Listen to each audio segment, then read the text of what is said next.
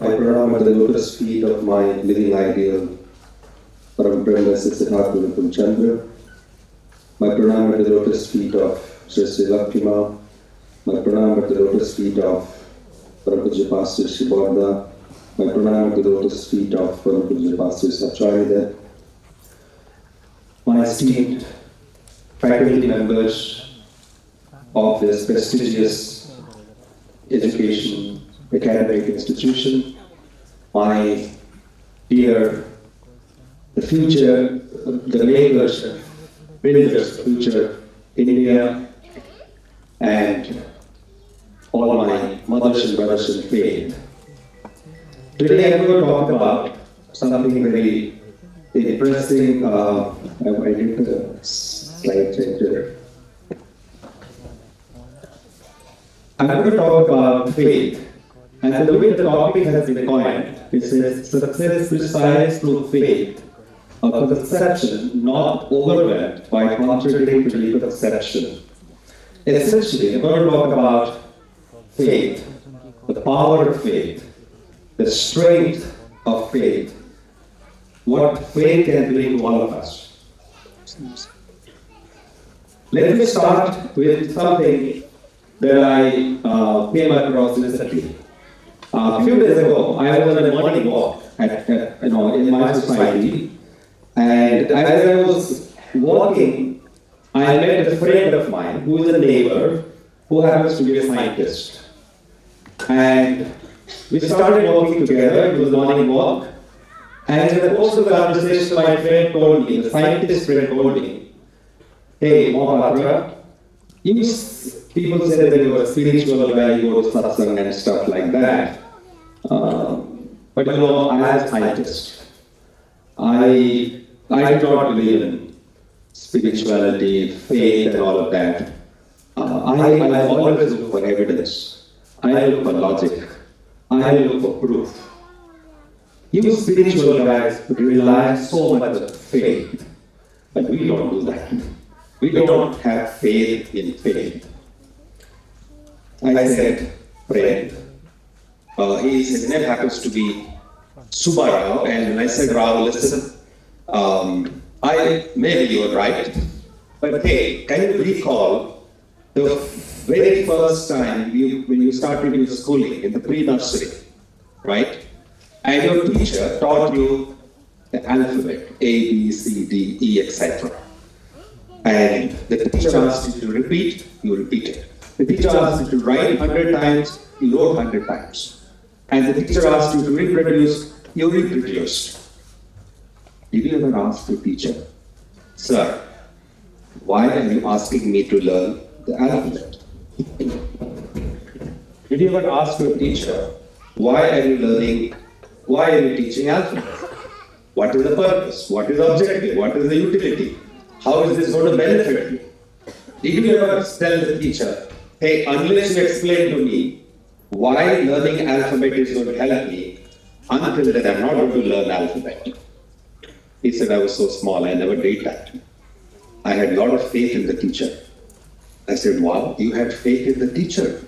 And what happened after you grew up? What happened to that faith? How and why did you lose your faith?" You know, the teacher taught you the alphabet, forced you to learn alphabet, you learned it, and a few months later the teacher told you that if you take 3 letters from this alphabet, C, A, and T, it becomes cat, which is the meaning of an animal. If you take 3 letters, B, O, and X, it is bot, which denotes an object, an article. So you understood why the teacher asked you to learn alphabet when you started your schooling. And you learn how to use words to frame sentences, how to make paragraphs, how to communicate, exchange ideas, share your thoughts, and so on. But Ram, had you not had faith in your teacher that day, had you refused to learn the alphabet, would you have ever become what you become today? He said, "Oh yeah, you have a point. Had I not learned alphabet then, I would have never become a scientist. Because if I had not learned language, I would have never progressed in my life. He said, you probably what you're saying, that's the point in what you're saying. And that's the truth. Whether you're a scientist or a common man, everybody in this world has faith. Each one of us has faith. When we get into an aircraft to fly and go somewhere, we have the faith that the plane will take off, fly, and land. We have the faith. When we take a medicine, we have the faith that it will cure the disease that we have. If we had not had faith, we would have never reached the moon. We would have reached the moon because we had the faith that one day we would be able to reach the moon. So faith is fundamental to our existence. So it doesn't matter whether it's a common man or a scientist, everybody has faith. What happens when you have faith? When you have faith, something very interesting happens. Let me share with you another story. There were a lot of people flying in an aircraft. And suddenly there was turbulence mid-air.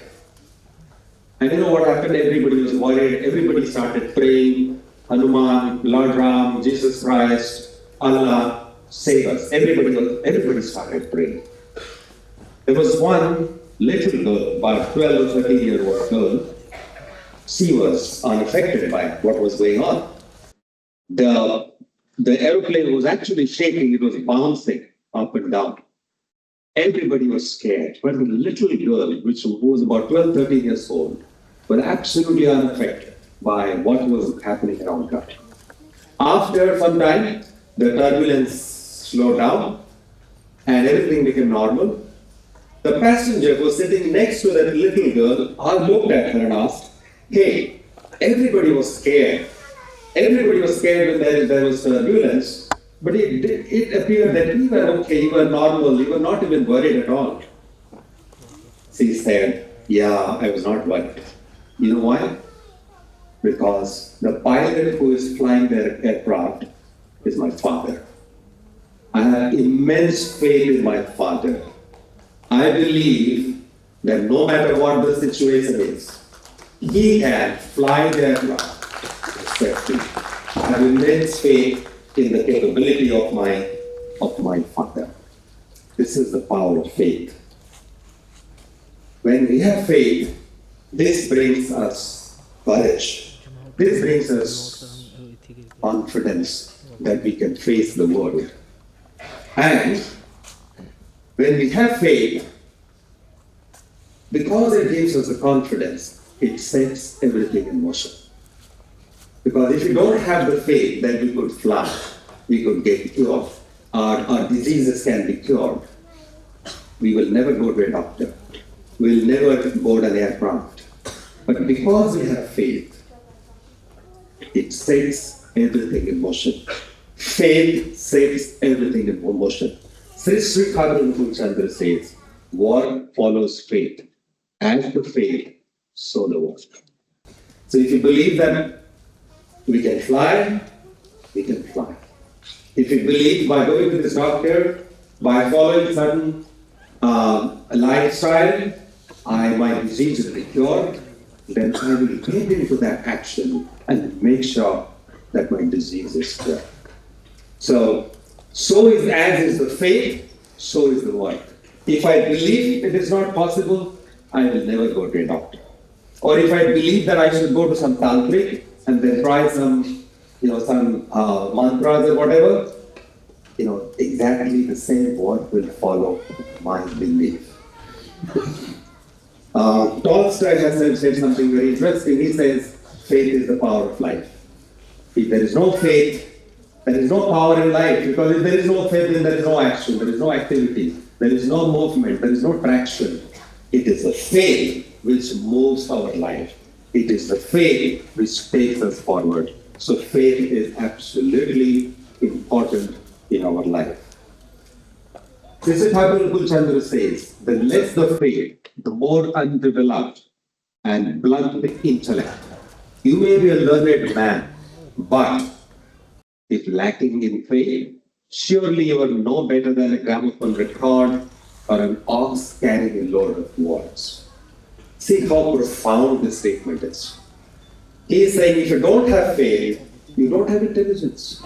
Your intelligence is dented. And if you do not have faith, you do not have vision. If you do not have faith, you do not have activity. You become lazy, you become sluggish, you become inactive. And if there is no vision, how are you going to see the world? How are you going to have any realization? Without action, without experience, without realization, you only become an ox carrying loads of words. Professor Shitaru Chakravarti was talking about the limits of words. You can become a great speaker, orator, motivational speaker, but no realization, no experience. If you want to have realization, if you want to have experience in life, then all that we need is faith. What is the science of faith? I'm not going to repeat this because Professor Chakravarti also shared this slide. Many scientists say, like my scientist friend Mr. Rao, or Dr. Rao said, we scientists do not believe in faith because we only believe in evidence, logic, etc. But that is this famous scientist, the Nobel laureate, the German theoretical physicist. He says anybody who has been seriously engaged in scientific work of any kind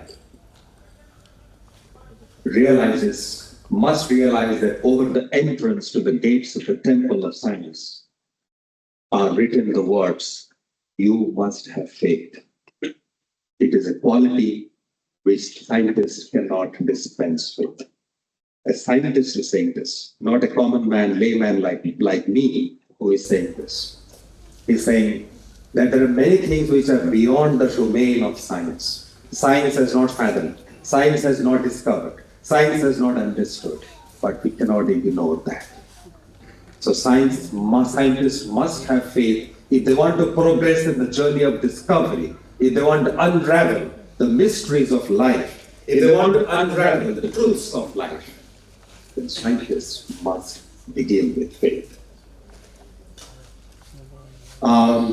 When we talk about faith, what is, and then if we try to decode the science of faith, we find something very interesting. A very famous neuroscientist, Dr. Joe Dispenza, he says that when people visualize and deeply believe in their desired outcomes, if they believe that they can get cured, if they believe that they can accomplish a mission, if they believe that they can reach the moon or the Mars, what happens?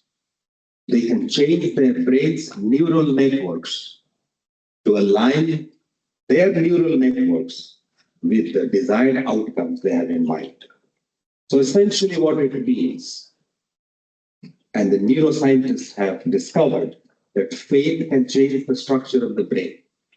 Faith can alter the networks that we have inside of brain. Faith can take us in a direction which can be unimaginable, which you would have never imagined. But if you have a desired goal, and if you imagine that it is possible, and if you have the belief, strong, profound belief, then it can make changes in our brain. And, it's a very important, brain is a very important player in the central nervous system, which can charge our entire body, every organ, every tissue, every cell in the body. And the charged brain can actually move us in a direction which can help us accomplish our goal.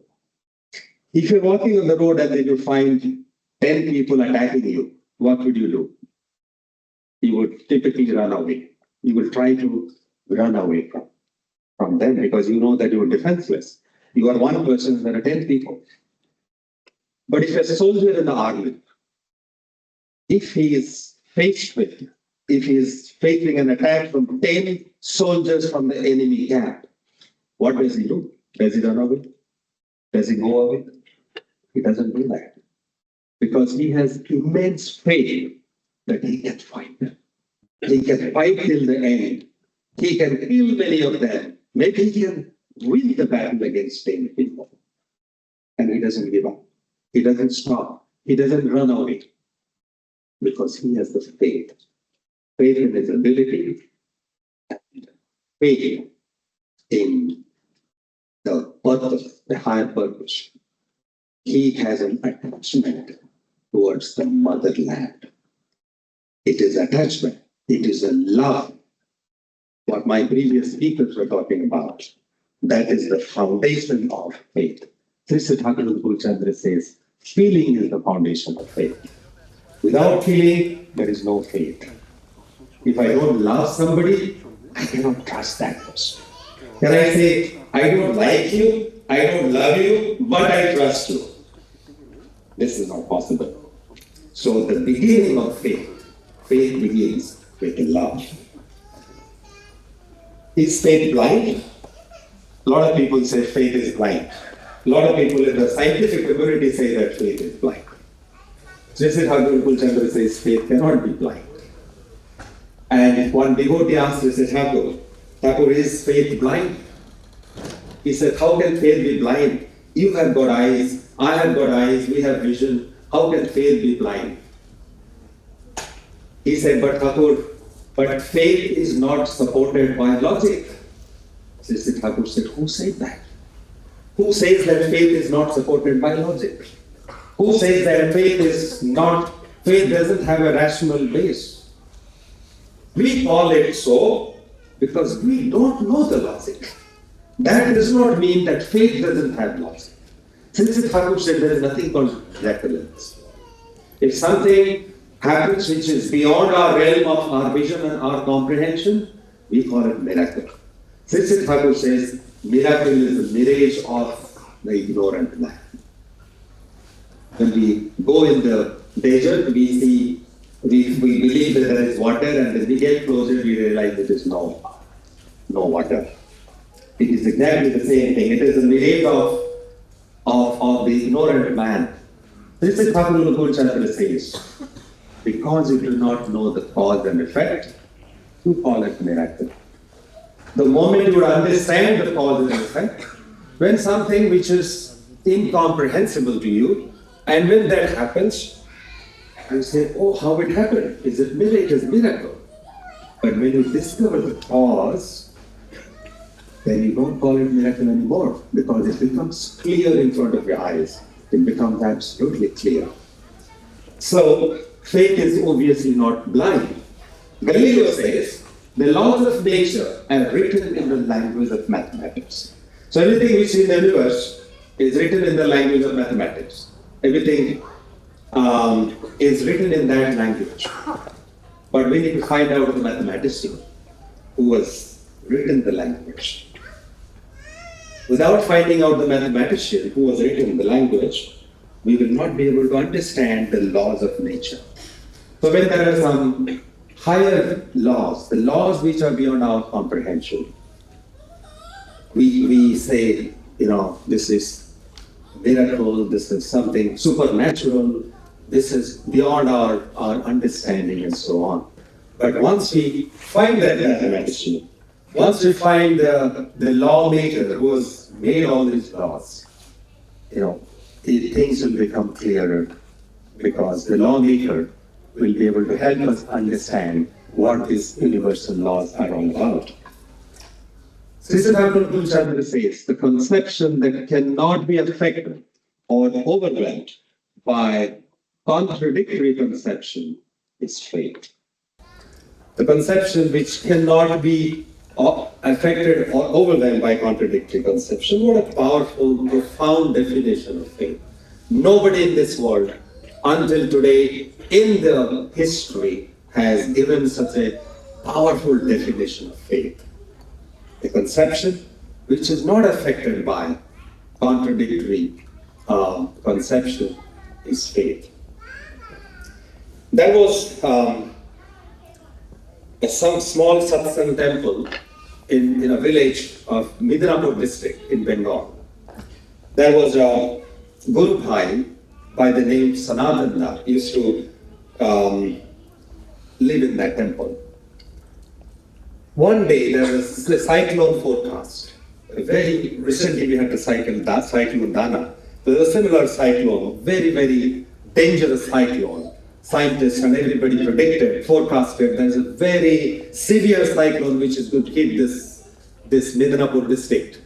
And the entire place will be inundated. This forecasted, a lot of people figured out even the temple will also get inundated. Cyclone will probably uproot many trees and so on. The government evacuated people. All people in their village vacated the village. Sanatana refused to move. He said, I'm not going to go anywhere. His son, his wife, his brother, everybody told him, Are Sanatana, please, we have to save our life. He said, no, I cannot go. If Thakur's temple is going to get inundated, who is going to take care of Thakur? I must stay back and I must look after Thakur. And everybody else was helpless then because they didn't know what to do. Sanatana refused to budge and everybody vacated. Sanatana was the only person who was left in the village in the temple. On the exact day and the time, cyclone started coming towards, approaching the district and the village. Believe it or not, about 5 kilometers before the village, the cyclone turned its course and moved in a different direction. People came back after the cyclone. They thought they would probably find the dead body of Sanatana. They came to the temple. They found Sanatana was sitting there, smiling and having a good time. For the non-believer, this might sound like a story. But for the believer, it is possible. Because he had a conviction. His conviction was not affected by any other conviction. And his conception was, my Thakur is my supreme ideal. He is everything to me. I must protect him. I must stay back and look after my Thakur. I'm not going to go anywhere. This is the power of faith. So, is faith blind? No, it is not blind. It is backed by logic and reasoning. What can faith do? Faith can move mountains. Sree Sree Thakur Anukulchandra says, deep faith can do anything. And each one of us, whether you are a scientist, a spiritual person, or whichever walk of life you belong to, I'm sure each one of you would have some experience in life about the power of faith. The more deeper and profound our faith is, the more powerful outcomes that we can achieve in our life. If our faith is shaky, our outcome would also be like that. So, what we actually need is not blind faith, but what we actually need is childlike faith. Lord Ramakrishna Paramahansa says a very interesting story about a milk woman. There is a preacher who used to preach about Lord Krishna every day. The milk woman used to bring milk, and every day she was getting delayed. The preacher was unhappy. One day, the milk woman was she had brought milk, and then she was, at that time, the preacher was preaching, and the preacher, I know the paper is coming, you don't have to bring it. I know that the warning has come. I'll try to wrap it up quickly. So she could listen to what the preacher was saying. The preacher said, if you have faith, if you have profound faith, deep faith, you can also walk on the river. You can walk on the water barefoot. You don't need a boat. One day, the next day morning, the milk woman was there at the preacher's house very, very early. The preacher was very surprised because every day she was getting late because the boatman was always late in bringing her from the other side to this side. The preacher asked, hey, what happened today? How could you be here so early? She said, Sadhuji, I followed your instructions. You said if you have deep faith, I can walk on water. I exactly did the same thing today. The preacher said, what are you saying? You walked on water? What are you saying? I just don't believe this. She said, Sadhuji, you only said this. How can you not believe me? Please follow me. Come with me and I will show you. The woman started walking. The preacher started following her. And the lady started walking on the river. The preacher was awestruck looking at the lady. The lady asked him from behind, Sadhuji, please come, please come, please come. The preacher also tried, put his foot in the water, and he got inside the water. He had the power of it. So he was like a gramophone record, carrying load of words. He had the power of words, but he himself lacked faith. He did not have faith. But the milkwoman had childlike faith. Her faith was strong, profound. There was no impurities in her faith. It was absolutely pure. So there is a fundamental difference between being convinced and conviction. All of us can get convinced many times in our life. If I'm convinced today, I may change tomorrow. But if I have conviction, like Sanatana, it's not going to change ever. So faith is all about conviction. It's not about being convinced. You get convinced in an argument. Faith is beyond argument. Faith is beyond argument. Faith is about experience. Faith is about love. Faith is about attachment. Where should we put our faith? We should put our faith in somebody who can infuse faith within us. I was talking about the traveler who travels in the desert and they don't find water. But if they have a camel, if they take the shelter of a camel, if they take a camel with them, or if they go with a camel, the camel can take them to the water. Sooner or later. Similarly, if you want to find path, if you want to find destination, like the camel, we also need a pathfinder. Camel is the pathfinder in the desert.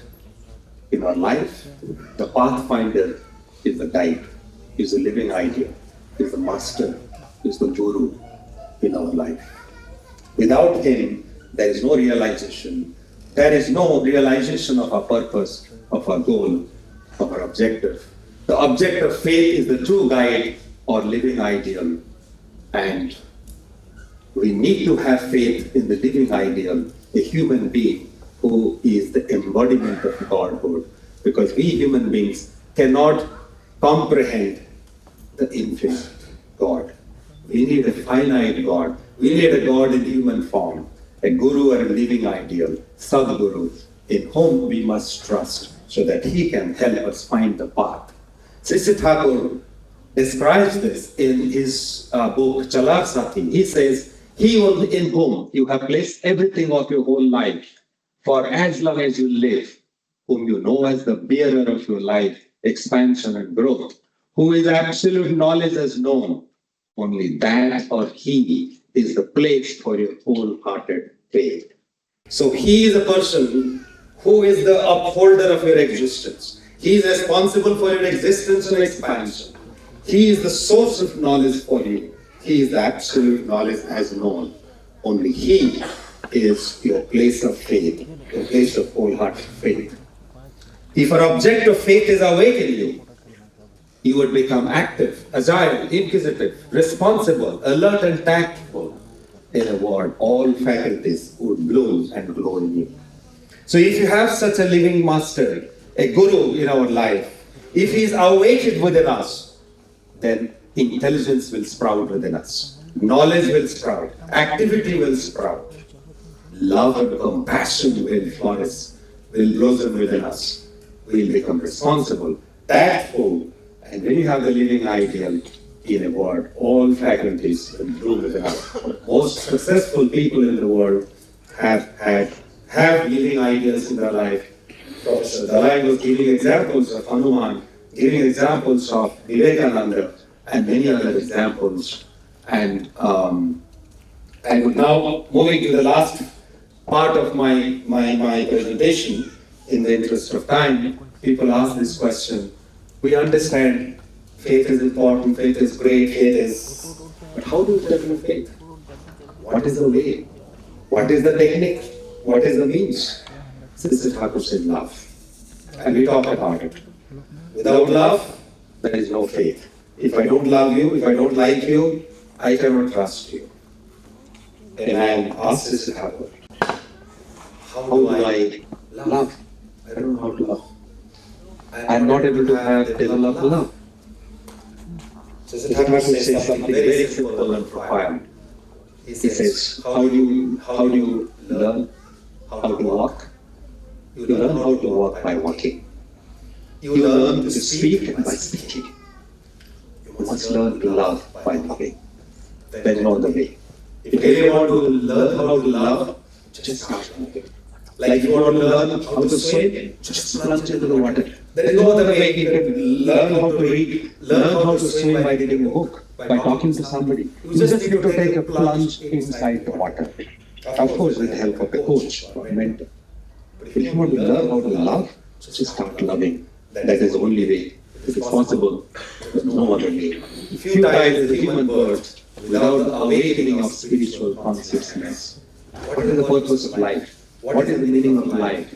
This whole life, no matter whatever we achieve, whatever titles, position, wealth, money that we accumulate, there is no consciousness. If the consciousness is not awakened, if you don't progress towards eternal objective of life, if you don't move in that direction, if you don't awaken consciousness within us, what is the value of the human life? The human life is nothing but futile. With this, I will adjourn. Thank you very much. Time for questions.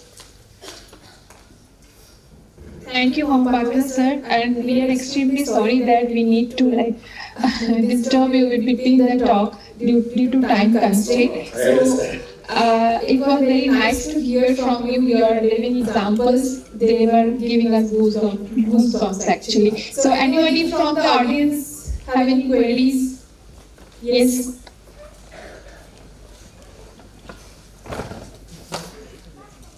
Good evening, sir.